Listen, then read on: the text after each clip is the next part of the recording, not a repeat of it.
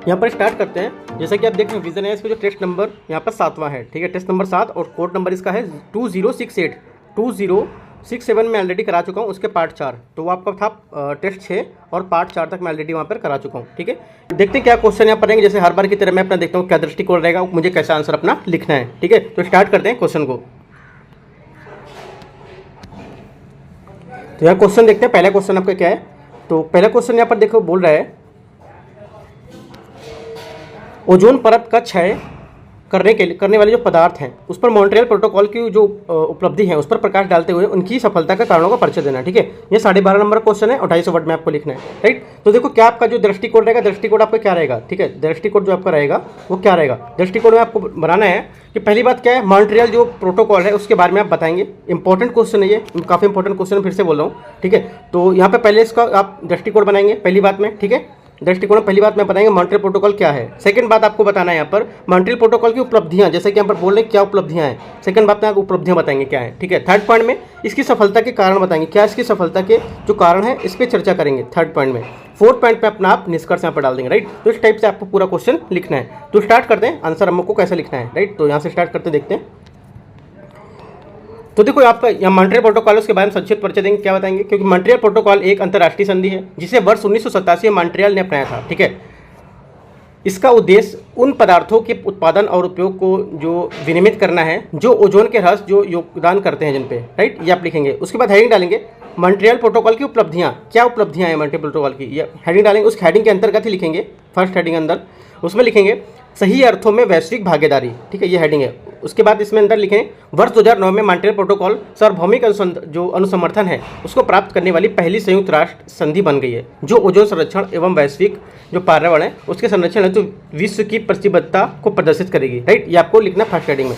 इसी की second heading आपकी आएगी, उसमें आपको लिखना है ओजोन परत में सुधार, ये हेडिंग है। इसके अंतर्गत लिखेंगे वैश्विक अवलोकन जो है आपके, उसने उन्होंने सत्यापित किया है कि जो प्रमुख यहाँ पर ओजोन परत है उसको छीड़ करने वाले पदार्थ, ठीक है, उनका वायुमंडलीय स्तर नीचे जा रहा है। राइट, यह माना जाता है कि प्रोटोकॉल के जो प्रावधान है वो कार्यान्वयन है ना उसके साथ इस सदी के मध्य तक ओजोन की जो परत है उसमें 1980 के पूर्व तक अपने स्तर पर वापस लाया जाना चाहिए। राइट, यहाँ पर क्या है, इसमें यहाँ पर बोला गया। ठीक है, उसके बाद क्या है, अगली हेडिंग है विकासशील जो देश हैं उसको समर्थन। ठीक है, उसमें क्या लिखेंगे मॉन्ट्रियल प्रोटोकॉल की जो कार्यान्वयन है उसके जो कार्यान्वयन है, ठीक है, उसके लिए बहुपक्षीय कोष की सहायता से विकासशील देशों ने वर्ष 2010 के मध्य तक लगभग 2,70,000 टन से अधिक क्या ओजोन परत को छेड़ करने वाले जो पदार्थ थे, ठीक है, उनको क्या स्थायी रूप से समाप्त कर दिया तथा जो आपका सीएफसी है, सीएफसी और हेलोन है, उनके जो अपने सभी उत्पादन है उनको लगभग क्या है समाप्त कर दिया है। राइट, ओजोन परत को छेड़ करने वाले जो पदार्थ है उसके उपयोग को यहाँ पर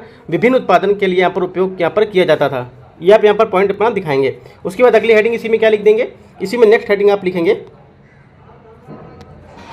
इसमें लिखेंगे वर्ष 2010 में जो आपका ओजोन जो आपका क्षरण था, ठीक है, उसको समाप्त करने की उपलब्धियां पर प्राप्त की गई थी। ये हेडिंग डाल देंगे, या तो आप हेडिंग नहीं डालेंगे, सीधे से पॉइंट आप लिखेंगे, नीचे पॉइंट डाल के आप लिखेंगे 1 जनवरी 2010 से वह दिन था जब सभी पक्षकारों ने क्लोरोफ्लोरोकार्बन, ठीक है, हेलोन कार्बन जो आपका टेट्राक्लोराइड था और अन्य सभी जो आपके हाइड्रोजन का जो आपके ओजोन होते हैं, ठीक है, उसको छेड़ करने वाले जितने भी पदार्थ हैं उसकी खपत उत्पादन में क्या है चरणबद्ध रूप से इसको समाप्त कर दिया था। कब, 2010, 1 जनवरी 2010। ये आपको पॉइंट दिखाना है। ठीक है, उसके बाद क्या है, नीचे लिखेंगे इसी प्रकार मॉन्ट्रियल प्रोटोकॉल वास्तव में ओजोन परत की रक्षा करने में सफल रहा है। राइट, मॉन्ट्रियल प्रोटोकॉल की सफलता के कारणों के लिए निम्नलिखित कारण उत्तरदायी हो सकते हैं।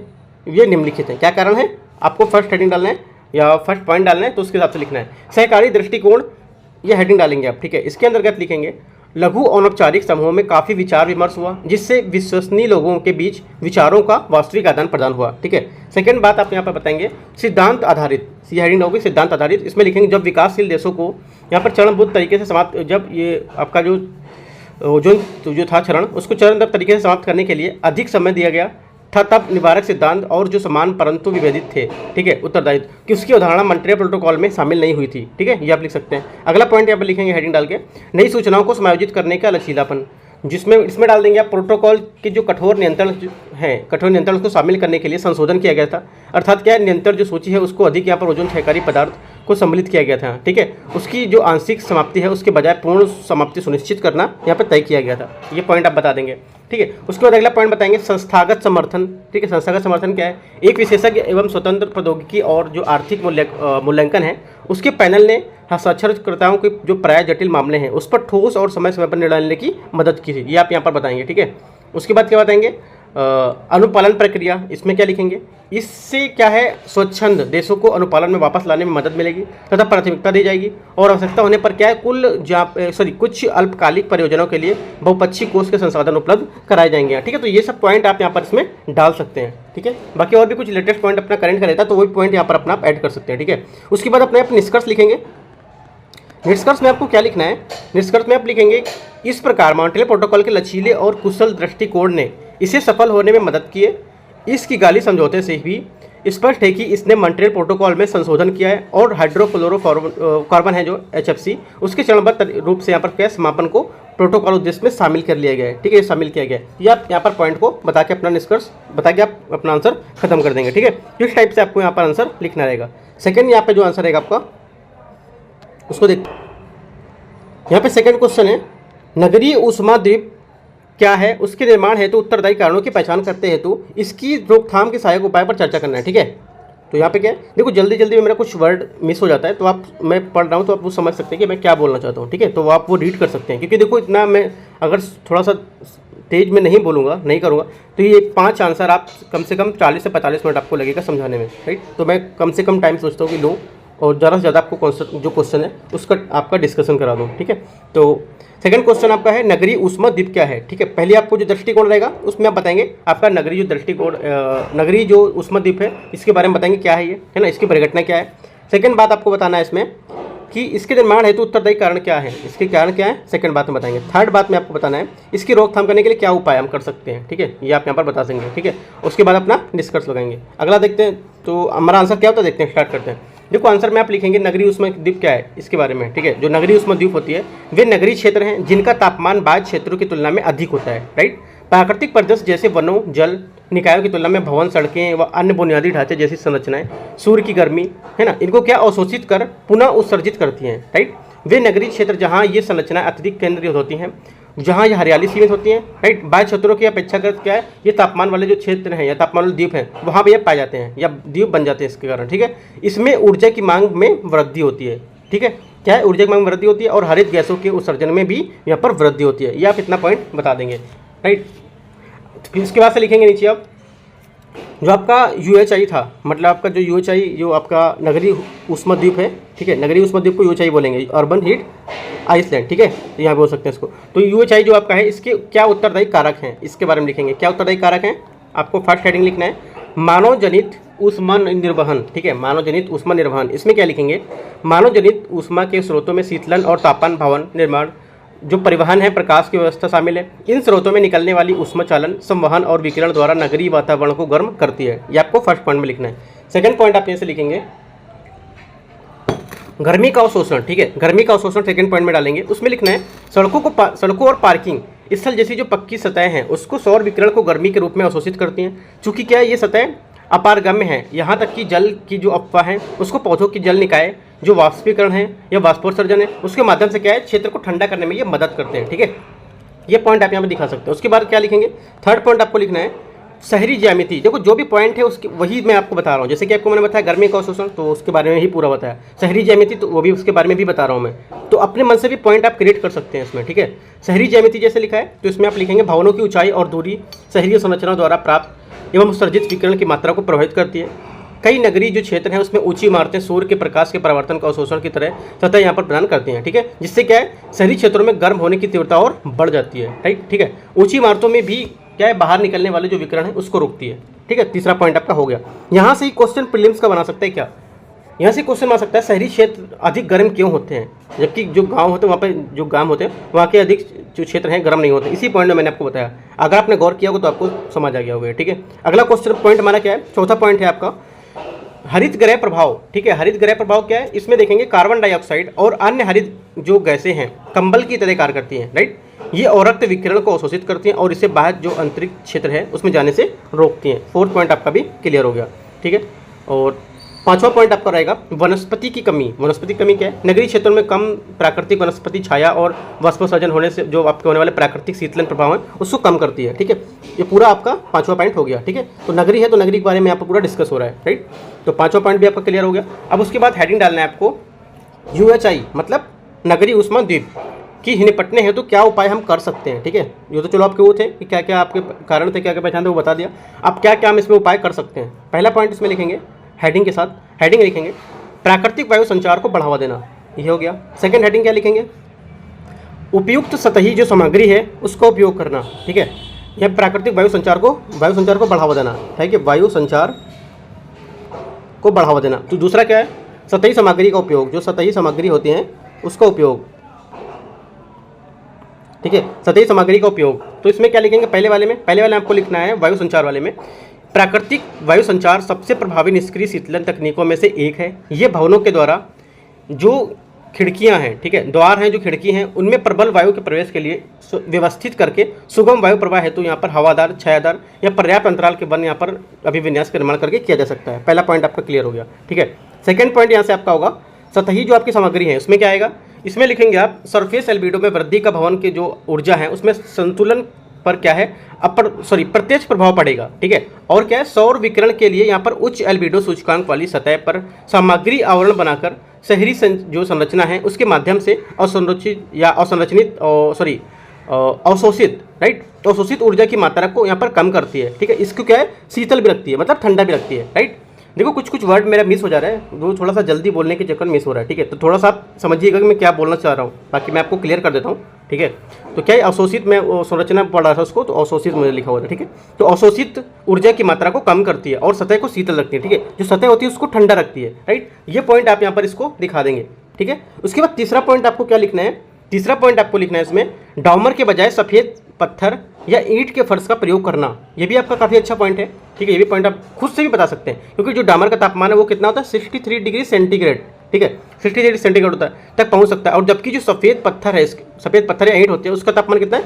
45 डिग्री सेंटीग्रेड होता है, तक पहुंच सकता है। सतह का तापमान भी परिवेशी जो वायु के तापमान है उसको गर्म करने में योगदान देता है, क्योंकि ठंडी सतह से ऊष्मा संवहन की तीव्रता कम हो जाती है। ठीक है, आपको याद रखना है। देखो हर पॉइंट से आपके प्रीलिम्स का क्वेश्चन निकल रहे हैं यहाँ पर। ठीक है, आपका देखो यहाँ से भी क्वेश्चन प्रीलिम्स का निकल सकता है कि डामर के बजाय सफ़ेद पत्थर और ईंट का प्रयोग क्यों करते हैं, है ना, या क्यों करना चाहिए। आगे की राह आपको बताना है कि क्यों हम लोग इसको यूज करते हैं, क्या है। तो अब यहाँ पर क्वेश्चन आपसे पूछ सकता है, आप स्टेटमेंट दे सकता है कि डामर का तापमान है वो 80 डिग्री से ऊपर होता है ना, और जो आपका सूर्य का इसका जो ईंट का तापमान है वो 40 डिग्री से नीचे होता है। तो दोनों बात गलत है। ये 45 डिग्री होता है, वो आपका 60 से ऊपर होता है, 63 होता है। तो ये चीज़ आपको पॉइंट याद करके चलना है। ठीक है, अगला देखते हैं। अगला हमारा पॉइंट क्या होगा? अगला पॉइंट होगा हमारा उपयुक्त परिदृश्य प्रदान करना। ठीक है, उपयुक्त जो परिदृश्य है वो प्रदान करना। ये आप हेडिंग लिखेंगे, लिख भी लेंगे या नहीं भी लिखेंगे, कोई इससे फर्क नहीं पड़ेगा, क्योंकि आप इतना हेडिंग वहाँ पर दिखा चुके हैं। ठीक है, उसके बाद अपना निष्कर्ष लिखेंगे। निष्कर्ष में लिखना है ऊष्मा द्वीपों की जो संख्या है, ठीक है, उसको कम करने की संबंधी गतिविधि है उसमें स्वैच्छिक पहलों को शीतल जैसे सफ़ेद पत्थर या ईंट के फर्श पर प्रदर्शन करके परियोजनाओं को लेकर नीतिगत जो कार्रवाइयां हैं उसमें भवन निर्माण संहिता जो माध्यम से ठंडी छतों की आवश्यकता तक शामिल करना। ठीक है, अधिकांश समान गतिविधि के लाभ हैं, जिससे क्या है? स्वच्छ हवा, बेहतर मानव जो स्वास्थ्य जीवन है वो मिलेगा। ठीक है, कम ऊर्जा लागत से कम हरित गैस उत्सर्जन यहाँ पर शामिल होगा। ठीक है, जिससे हमारा क्या है? आने वाले जो यहाँ पर हमारा जीवन है वो सुगम और अच्छा रहेगा। ठीक है, तो ये चीज़ आप निष्कर्ष में ये बता सकते हैं। ठीक है, इससे आपका क्या है? सेकंड क्वेश्चन भी यहाँ पे आपका पूरा हो जाएगा, राइट। थर्ड क्वेश्चन देखते हैं यहाँ से। तीसरा क्वेश्चन यहाँ पर है दावानल के कारणों का प्रकाश डालिए तथा भारत में इन घटनाओं को रोकने का उपाय वर्णित कीजिए। दावानल क्या है? इसको देखते हैं क्या है ये। ठीक है, तो देखो दावानल के कारण भारत में दावानल की भेदता को उजागर करने वाली जो रिपोर्ट है वो आप यहाँ पर पहली बात में बता देंगे। ठीक है, सेकंड बात में आपके बात क्या बताएंगे? भारत में दावानल के जो कारण का उल्लेख है, यहाँ पर बोला है उल्लेख, क्या क्या उल्लेख है उसको उल्लेख करना है। तीसरी बात, जो दावानल की जो घटनाएं हैं उसको रोकने के क्या हम उपाय कर सकते हैं, थर्ड पॉइंट में। चौथे में अपना निष्कर्ष। ठीक है, तो स्टार्ट करते हैं। दावानल देखते हैं क्या है ये।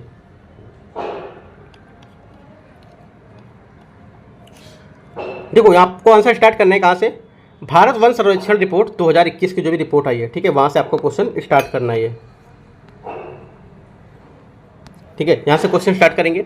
इसके लिखेंगे भारत वन सर्वेक्षण रिपोर्ट 2021 के अनुसार भारत में नवंबर 2020 से जून 2021 के मध्य दावानल, ठीक है, दावानल बोला था मैं, दावानल के जो लगभग 3.5 लाख घटनाएं हुई हैं। इस अवधि में दर्ज की गई ये देश की सबसे बड़ी, सबसे अधिक, है ना, दावानल की घटित होने वाली घटनाएं हैं। भारत में हर वर्ष नवंबर में मई से, मतलब मई के जो सप्ताह होता है, नवंबर से मई का जो सप्ताह होता है, महीना होता है, सॉरी, नवंबर से मई का जो महीना होता है, उसमें विभिन्न प्राकृतिक और मानवजनित कारणों से क्या जंगल में आग लगती है। ठीक है, इससे क्या होता है, आग लगने के कारणों से सूखी पत्तियां, टहनियाँ, ये सब क्या है, ये सब नुकीली पत्तियां आपस में तब्दील हो जाती हैं। ठीक है, जैसे ज्वलनशील जो पदार्थ हैं उसमें संग्रहण यहाँ पर शामिल होता है। राइट, भारतीय राज्यों में सबसे अधिक आग की घटनाएं कहाँ पर है, ओडिशा। ठीक है, ओडिशा में दर्ज की गई है, तथा इसके बाद क्रमशः आपका मध्य प्रदेश। राइट, क्योंकि मैक्सिमम जो वन है मध्य प्रदेश में ही है, मध्य प्रदेश, छत्तीसगढ़। ठीक है, और छत्तीसगढ़ का यहाँ पर स्थान रहा है। राइट, उसके बाद लिखेंगे आप जो दावानल है उसके कारण क्या है। ठीक है, दावानल के जो कारण है उसके कारण क्या है, ये कारण आप लिखेंगे।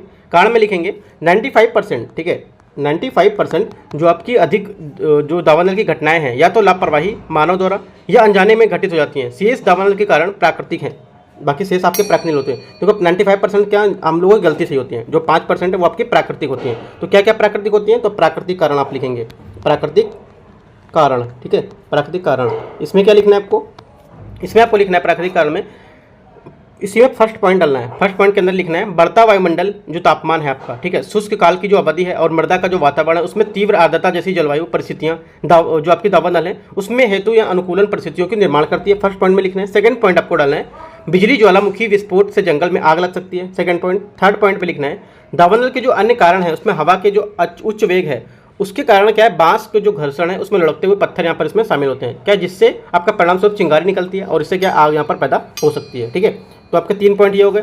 अगला आप यहाँ पर लिख सकते हैं मानवजनित कारण क्या है, हमने तो आपको बता दी जो आपका प्राकृतिक है, मानवजनित कारण लिख सकते हैं आप, मानवजनित। ठीक है, इसमें क्या लिखना है, इसमें पॉइंट लिखेंगे आप, पहला, दूसरा और तीसरा। पहला पॉइंट क्या लिखेंगे, पहला पॉइंट लिखेंगे इसमें स्थानांतरी कृषि। ठीक है, तेंदुपत्ता की तीव्र वृद्धि। ठीक है, घास और चारे की अधिक वृद्धि, वन भूमि का अतिक्रमण और अवैध कटाई को छिपाने के लिए लगभग लगाई गई आग। क्या इसमें आग लगा देते हैं लोग, क्योंकि जो आपका मेहनताना है वो ना देना पड़े, काम मजदूर को काम करने का पैसा ना देना पड़े, उसमें आग लगा देते हैं। ठीक है, तो जिससे क्या एक आग यही चिंगारी छूट के दूसरे मतलब जो गाँव होते हैं उस स्थान तक जा सकती है, जिससे और नुकसान होता है। ठीक है, सेकंड पॉइंट आप डाल सकते हैं सिगरेट के जो बर्न है उससे विद्युत चिंगारियाँ क्या होती है, उत्पन्न होती हैं। ठीक है, उससे भी क्या आग लगने का खतरा रहता है, ये भी मानव जनित आपका जो कारण है। थर्ड में क्या है, जंगली जानवरों को भगाने जो मनोरंजन के लिए आदि की जानबूझकर जंगलों के आसपास आग लगा देते हैं। ठीक है, तो क्या उससे भी आग काफ़ी ज़्यादा यहाँ पर फैल सकती है। ठीक है, तो ये पॉइंट आप यहाँ पर इसमें बता सकते हैं। राइट, उसके बाद आपको क्या लिखना है, उसके बाद लिखेंगे वन आपका जो दावानल है उसको रोकने के उपाय क्या क्या हैं। ठीक है, दावानल को रोकने के क्या उपाय हैं इसको देखेंगे, फर्स्ट पॉइंट डालेंगे इसमें लिखेंगे प्रबंधन के हस्तक्षेप के लिए प्राथमिकता वाले क्षेत्रों की पहचान करने और प्राथमिकता वाले जो क्षेत्र है उसको संसाधन आवंटित करने के लिए अग्र जोखिम क्षेत्रीकरण को मानचित्रण करना। सेकंड पॉइंट क्या है, राज्य वन विभाग आपदा प्रबंधन अधिकारियों को या उसके अनुसंधान है उसके संस्थान के बीच मजबूत सहयोग राज्यों को आग लगाने से रोकने तथा आग जो प्रभावित क्षेत्र हैं उनको पुनर्वास के लिए विज्ञान आधारित प्रबंधन दृष्टिकोण के नव प्रवर्तन करने में यहाँ पर सक्षम बनाना। थर्ड पॉइंट है वन समुदाय के साथ यहाँ पर संस्थागत भागीदारी और वन की जो अग्रि पूर्वानुमान है उसकी प्रणाली तैयार करना। इसके अलावा क्या है, जबकि दावानल का पता लगाने के लिए उससे रोकने के लिए स्वदेशी ज्ञान और जो तकनीकें हैं उसका आकलन करना, इसे वैज्ञानिक इनपुट और अनुसंधान के साथ उत्पन्न करना। ये 3 पॉइंट आप यहाँ पर इसमें बता सकते हैं। ठीक है, उसके बाद अगला पॉइंट यहाँ लिखेंगे जो नासा है। ठीक है, अगला पॉइंट लिखेंगे नासा के जो मोडिस है, MODIS। ठीक है, नासा का जो मोडिस है मतलब मॉडरेट रेजोल्यूशन इमेजिंग आपका स्पेक्ट्रो रेडियोमीटर होता है। ठीक है, ये आप लिख सकते हैं या मोडिस ही लिख सकते हैं। नासा के जो मोडिस है जैसे उपग्रह हैं उसके माध्यम से प्रारंभिक चेतावनी और भेद्यता का मानचित्रण प्रदान करने हो तो निगरानी करना, इससे निगरानी कर सकते हैं। ये पॉइंट या हेडिंग डाल के पॉइंट बता सकते हैं, अच्छा पॉइंट है ये। ठीक है, नासा का अगला पॉइंट क्या है, अगला यहाँ पे देख सकते हैं देश में जो आपके दावानल है उसके सभी आयाम क्या है उसको शामिल करने के लिए एक राष्ट्रीय वन अग्नि जो ज्ञान नेटवर्क है वो स्थापित किया जाना चाहिए। तो ये सब पॉइंट है आप अपना बता सकते हैं। ठीक है, उसके बाद निष्कर्ष लिखेंगे। निष्कर्ष में क्या लिखना है, वर्ष 2030 तक अतिरिक्त वन जो वृक्ष आवरण के माध्यम से 2.5 से 3 बिलियन टन CO2 के बराबर अतिरिक्त कार्बन सिंक यहाँ पर है सर्जित करने, और जो आपका सस्टेनेबल डेवलपमेंट को 16 है। ठीक है, जो आपका सस्टेनेबल डेवलपमेंट को 16 है, जो सतत विकास लक्ष्य 16 है, इसको बोलते हैं 15, जो सतत विकास लक्ष्य आपका 15 है। ठीक है, ये किस में आता है, ये आपका आता है भूमि पर जीवन वनों का सतत प्रबंधन, इसको बोलते हैं। ठीक है, इसमें क्या है, इसको लक्ष्य को प्राप्त करने के लिए भारत की विश्व रैंकिंग प्रक्रिया को क्या है पूरा करने में यहाँ पर प्रगति प्रदान करना और आगे की राह को ठीक ठाक से पूरा करना है, मतलब सही से इसको आगे की राह को दिखाना। ठीक है, इस टाइप से अपना निष्कर्ष आप डाल सकते हैं। राइट, तो तीसरा क्वेश्चन भी आपका यहाँ से पूरा हो जाएगा, राइट। चौथा क्वेश्चन देखते हैं। चौथा क्वेश्चन यहाँ पर कार्बन असमानता क्या है, इससे संबोधित करने की आवश्यकता है, इस संबंध में किए जा सकते वाले उपाय पर चर्चा करना है, ठीक है। तो पहला यहाँ पर क्या आपका दृष्टिकोण रहेगा, तो दृष्टिकोण आपका रहेगा कार्बन असमानता, ठीक है। कार्बन असमानता की अवधारणा है, उसको आप बताएंगे क्या है। सेकंड बात आपको बताना है इससे जो संबोधित करने की आवश्यकता क्या है, क्यों हम किसको संबोधित करें, इस पर चर्चा करेंगे। 3 से 4 पॉइंट, 5 पॉइंट या फिर आप हेडिंग में बता देंगे, ठीक है।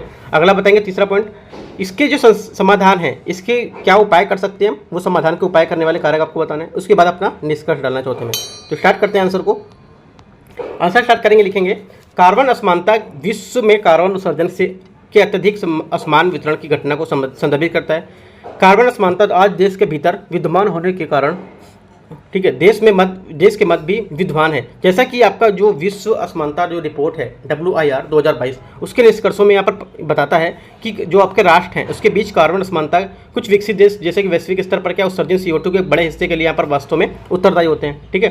राष्ट्र के भीतर यहाँ पर कार्बन असमानता देशों के भीतर क्या है, उच्च आय समूह के द्वारा यहाँ पर क्या है, कार्बन उत्सर्जन के अन्य नागरिकों की तुलना में अधिक होता है, ठीक है। तो ये 2 पॉइंट आप यहाँ पर इसके बता सकते हैं।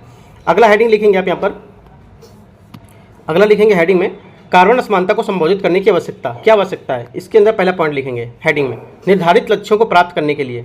यह हेडिंग निर्धारित लक्ष्यों को प्राप्त करने के लिए लिखेंगे। इसमें वर्तमान में कार्बन असमानता पेरिस समझौते के अंतर्गत निर्धारित लक्ष्यों को पूरा करने हेतु देशों की क्षमता को क्षीण करती है, जिससे क्या है, अव्यवहारिक, यहाँ पर जिससे ये अव्यवहारिक हो जाता है। सेकेंड पॉइंट में आप हेडिंग लिखना है सामाजिक आर्थिक असमानता में परिणत होना।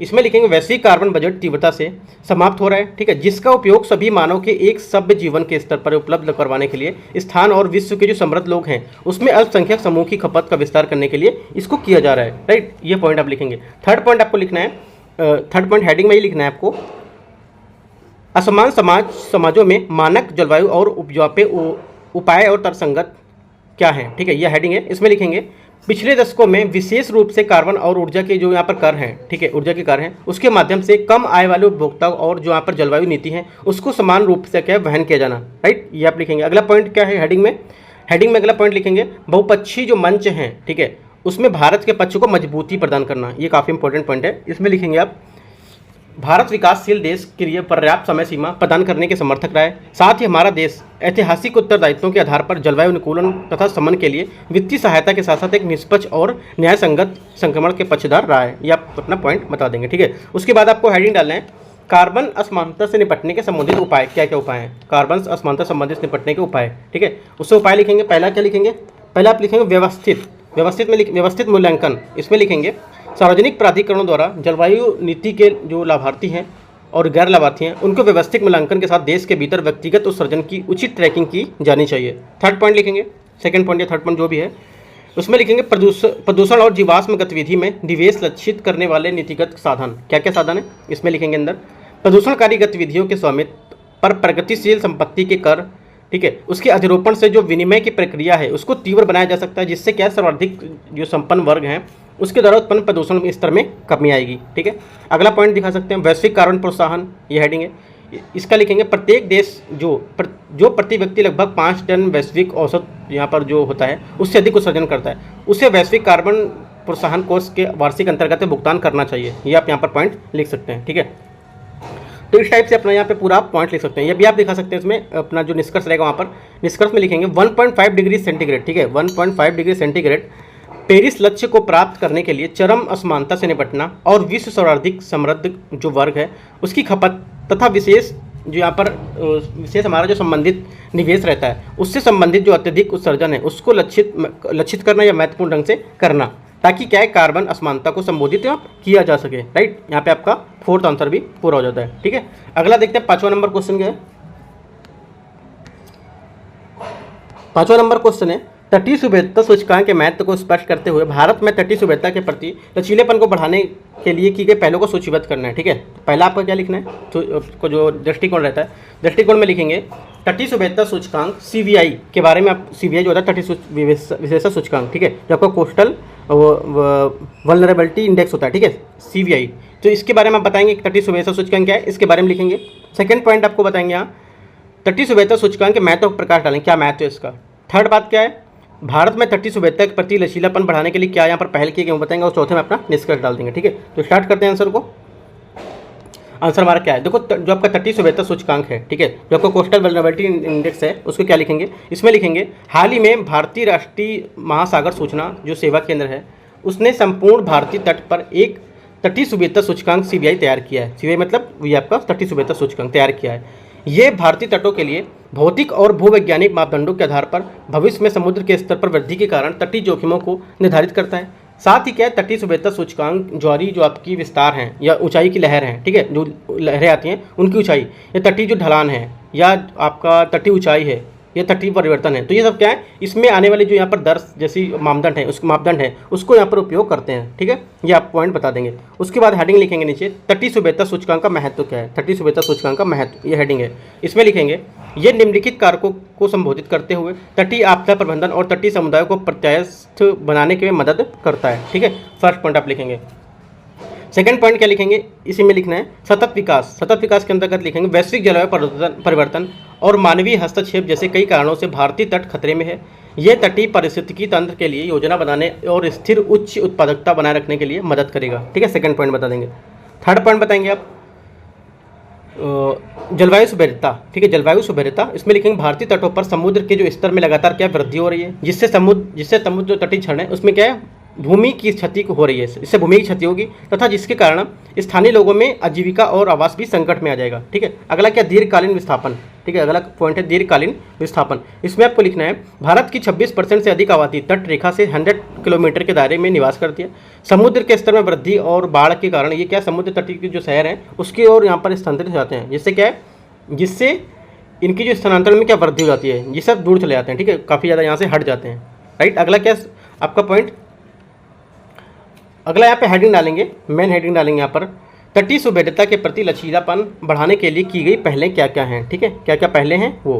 ठीक है, तटीय सुभेद्यता के प्रति लचीलापन बढ़ाने के लिए क्या क्या पहले हैं वो। फर्स्ट नंबर, एकीकृत तटवर्ती क्षेत्र प्रबंधन, ये लिखेंगे एकीकृत तटीय क्षेत्र प्रबंधन अधिनियम। ठीक है, या प्रयोजन अधिनियम ये बोलेंगे। इसमें लिखना है आपको, इसकी नोडल एजेंसी एकीकृत तटीय प्रबंधन सोसाइटी है। ठीक है, ये लिखेंगे।